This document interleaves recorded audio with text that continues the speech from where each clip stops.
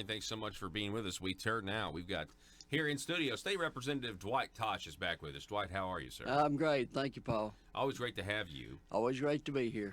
So a lot of your colleagues from Northeast Arkansas, they've announced that they're running again. Yes, sir. What about you? You going to run again? Yes, sir, I am.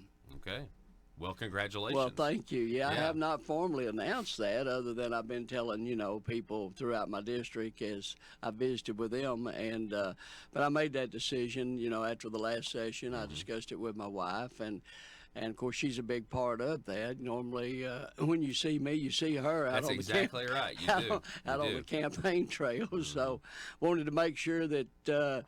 She was, ready to go for another term, and she said, yes, we love the people across District 52, so we're committed to serving them, and yes, we're running. And you're also the chair of the State Agencies Committee, correct? Yes, sir, I am. Yeah, so that's a big responsibility. It really is, and I found that out early on. I was trying to run quite a few bills like I normally do, and I realized trying to chair that committee and run a lot of legislation is a difficult task for me. And so, anyways, but it was a big responsibility, and I appreciate the speaker entrusting me with that responsibility. Now, I also understand, even though we're kind of in this interim period, but you've been pretty busy, though, right? You're doing a lot of stuff. I stay extremely busy. September was Take Your Legislator to School Month. And, of course, you and I have discussed my district on several occasions, how geographically. It's huge. how huge it is. And I've got a lot of schools, and I've made all my schools, and some of them 2 or 3 times, because one day you may talk to the elementary school, the next day the junior high. So it's not like you go to one school one time.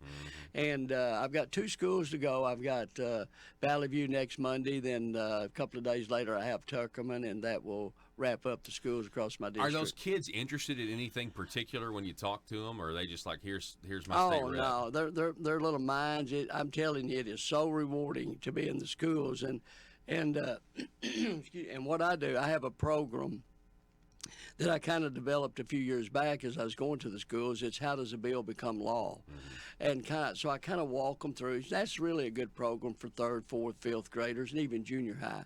And then other than that, I'll get into talking about the 3 branches of government and about the legislature, the General Assembly, how many House members, how many Senate, and so forth. And so it really generates a lot of great questions. And I know it seems like, especially when I'm talking in the elementary schools, a lot of the 1st, 2nd graders, I try to gear the program more to that. And not that I'm a magician, but I got a little trick that I do. And, and so it's just a fun time.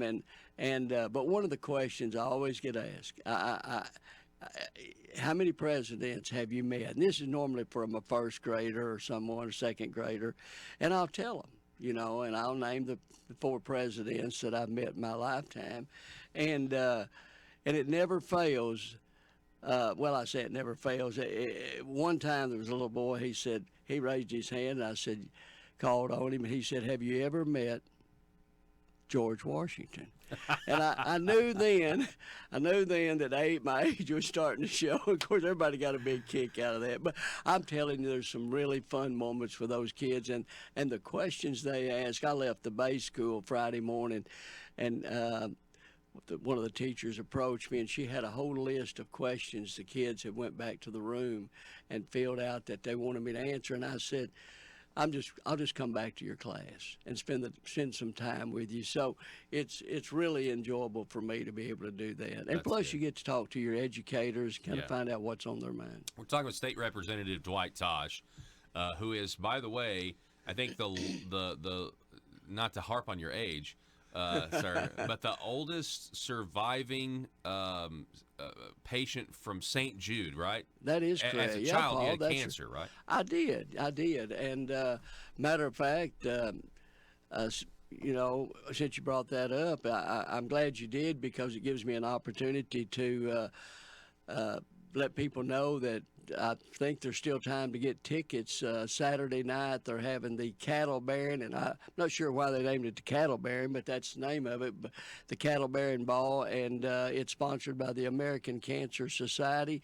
Several months ago I was called by the chair of that committee and asked to be the keynote speaker or the guest speaker at that and tell my St. Jude story, which that story is about a 25-minute story, and you got to figure we're covering about 57 years. So Yeah.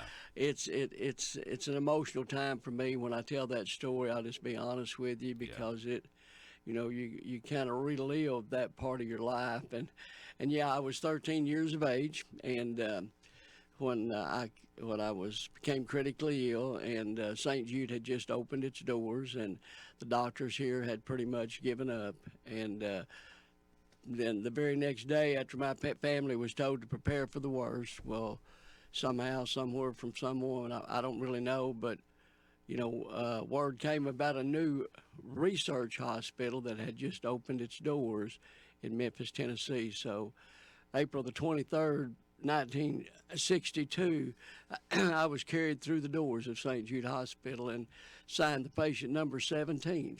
Of course, St. Jude, you're given a patient number in the order that you're admitted as a patient. So a child being admitted to St. Jude today, for an example, their patient number would be somewhere between 52 and 53,000. So once you're assigned that patient number, obviously it's never used again, regardless of the outcome. So I try to do a lot for St. Jude. I've traveled the United States at fundraisers, telling my story. And of course, you can see the people's surprised look on their face. They're expecting a small child to Exactly. walk out, and here comes this gray-headed guy out to tell how he's over a 57-year survivor from St. Jude. Yeah. So that'll be Saturday night at 6 o'clock out at Farville Curve. Are you familiar where the, what is it, Gamble Furniture Gamble, Store? Home Park. Or, Yeah, what's it something. They've called? got that. Shop Local Park. Yeah. And they've got the event building over there. It's going to be there. It's at 6 o'clock, and I'm excited about That's doing. awesome. Yeah, so come on out. Well, hey, that makes me even more glad, that of St. Jude, knowing that, Yes, knowing sir. that they exist. Also, it's one of my favorite books in the Bible, the Book of Jude. It's only one chapter. Maybe Yes, that's why. it's a great book. Easy read. So we're talking with State Representative Dwight Tosh. It is September the 30th. Tomorrow's October the 1st, which means I was driving by today, driving by gas station. I drive by the same gas station almost every morning. It's $2.15 today at this particular Exxon. So that means tomorrow it should be up about 3 cents. It should be $2.18 because gas tax goes into effect tomorrow. Now, you voted against this tax increase, didn't you? Yes, sir, I did. Now, I think it's fitting. We got somebody who voted against it, and we're all going to pay the tax tomorrow. So, what are your thoughts on all this? I know we can agree roads are a priority, but, some people had different ideas. Maybe we could have done this without raising taxes, And you and I have visited about this before, and I've always, you and I have had so many conversations in regards to, bills that I voted for or against. And I remember you've asked me, after my vote, why did you vote that way? And, to me, Paul, the answer is simple. It's what I promised. In order for me to be able to keep my word and to do what I told the voters in my district that I would do, and that is that I would not vote for a gas increase or a gas tax, then my word means something, and I wanted to honor that word, and the only way to do that was with a no vote, and that's what I did, and that's why I did it, because I made that promise. And if I promise my people I'm going to do something, my constituents, then I'm gonna honor that commitment. What are your deer hunting season? Or what are your deer hunting plans? That's the next question. Are you excited? I'm getting I pretty really excited. am. You got grandkids, right? Oh, I do. I've got a grandson that just started college in, of all places, in Vermont. Vermont, yes. And he is playing football, and that was the only college that offered him a scholarship for both football and baseball. The other schools wanted him just for football, and he did not want to give up baseball. So, there you go. So my wife was up there this weekend. I have not made it up That's there good. yet. I'm glad she got to go. And but then yes, it's deer season's coming up. I'm excited. I think the last time. I know. The last time was.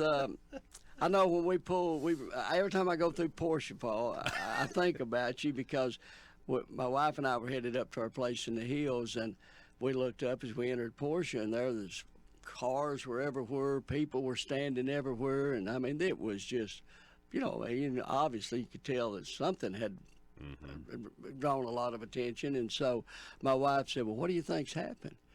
And I remember telling her, I said, well, honey, I said, one of two things. I said, either a train has broadsided a peanut truck or Paul Harrell's in the area. Oh, yeah, there we go. There we go. And so sure enough, I looked and there I was. And there was the train that broadsided the peanut. So I was right on both occasions. Man, that was nuts. I remember that. Yeah, that's because I think that's why I think we always talk deer because we were going to the same place. You had just had a good hunt or something. Yeah, maybe I was picking mine up. I think from the process. I know you'd had a good season. I think I killed one deer last year, so that was plenty. Anyway, it's a lot of people are excited.